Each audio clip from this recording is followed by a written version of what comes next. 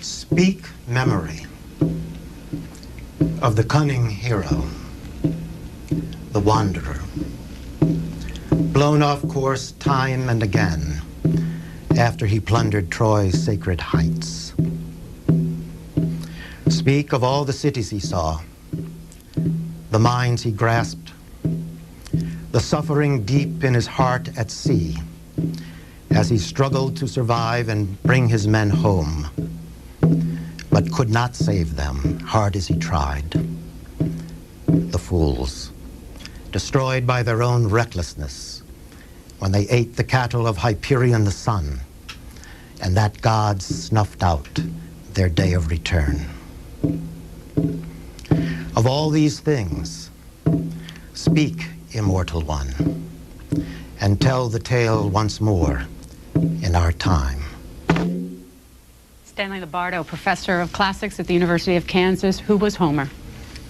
Homer was the greatest poet who ever lived. In tradition, all we know about him was that he was a blind bard from the rocky island of Chios. He lived in the 8th century, perhaps, BCE. He composed, probably entirely without the aid of writing, the great epic poems, Iliad and Odyssey. He was not only a composer, but a performer. That's really all we know about him. What was the Odyssey? What's the story? The Odyssey is the story of the return home of Odysseus after the Trojan War. Odysseus had left his wife and infant son, sailed to Troy from Ithaca, where he was king, with 12 ships, fought in the war for 10 years, was responsible for the winning stratagem, the wooden horse, which finally allowed the Greeks to take the city, and then spent 10 years returning home. The Odyssey picks up the story just a few weeks, really, before he returns home.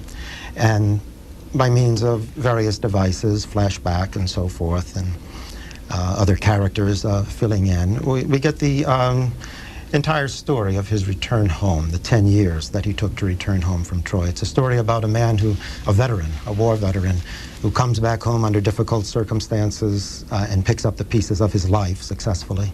Author, journalist Christopher Hitchens, is there any relevance to the Odyssey in today?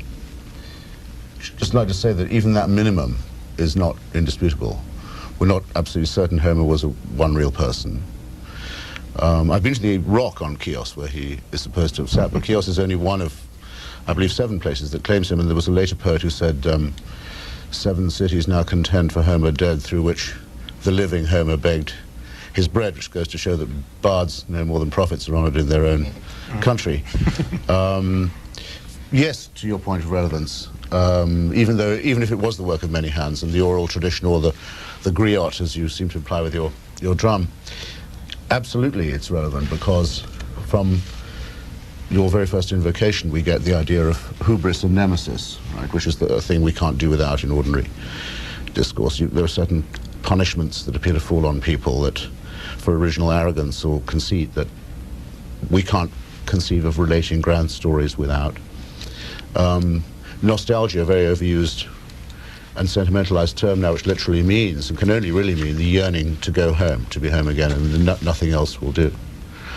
The extraordinary caprice of the gods, the eternal conundrum, at least for believers: if there are gods, why are they so mean to us? Or if there is a god, why is he so mean to us? Which can be solved by having lots of gods and different caprices, rival caprices.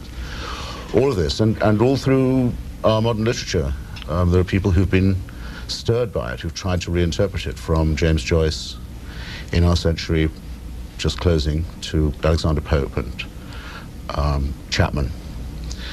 People think of it as the original narrative of the striving of humanity and of the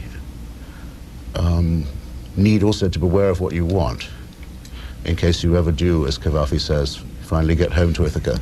It may turn out that it's better to travel hopefully than to arrive. Jay Bottom, do you remember the first time that you read the Odyssey? I do. I read it because we've just been given Tennyson to read about Ulysses in old age and what actually happened to him after he had arrived in Ithaca, and how, in Tennyson's reading, he had to set forth again in old age because traveling is better, finally. And that sent me to the Odyssey. And then... How old were you? Oh, 12, 13, in there somewhere. I wasn't a Grecian as a child, so I didn't have Professor Lombard's learning, but it's a story that once heard, of course, you never forget, but then on the other hand, you never actually ever first heard it. It's written so deep into all of our stories that you can't actually remember a time when you didn't know something about this story, whether you'd read Homer or not. It is the story of the Greeks. It's the story of half of our civilization. You are the book editor for this publication, The Weekly Standard, very political publication. Is there politics? In Homer? In the Odyssey. In the Odyssey. Oh, yeah, they're the eternal themes of politics: rivalry, jealousy, forming groups, how one wins over a populace, how one rules as a king, how one, and most important, I suppose, the perpetual problem of politics, how one hands on power. If you remember in the Odyssey, of course, the whole first set of books are not about Odysseus at all. They're about his son, and how his son becomes a man. And the perpetual theme of politics is, in fact, how it is that power may be transferred from father to son, from leader to leader. Deborah Dickerson, when... I can't resist, I'm sorry, adding... Sure, to go ahead. No, I mean, it may seem too contemporary, but it also shows that even the highest aspirations of politics can be unhorsed by what people will do for women. And the lengths to which they will go, and the way in which self-interest, which is the highest political concept, or the most familiar one, dissolves when passion is involved. The experience that we're talking about here is universal. But Homer has something beyond the universal experience. He has something to teach us, not merely something to repeat to us. And what he has to teach us is a kind of nobility, a kind of understanding of how it is that the human being can rise above these circumstances and understand what it is to live according to the virtues, to live a life that, though it's tragic and short and filled with storms and angry gods, nonetheless is complete and whole and honorable. The experience that we're talking about here is universal. But Homer has something beyond the universal experience. He has something to teach us, not merely something to repeat to us. And what he has to teach us is a kind of nobility, a kind of understanding of how it is that the human being can rise above these circumstances and understand what it is to live according to the virtues, to live a life that, though it's tragic and short and filled with storms and angry gods, nonetheless is complete and whole and honorable.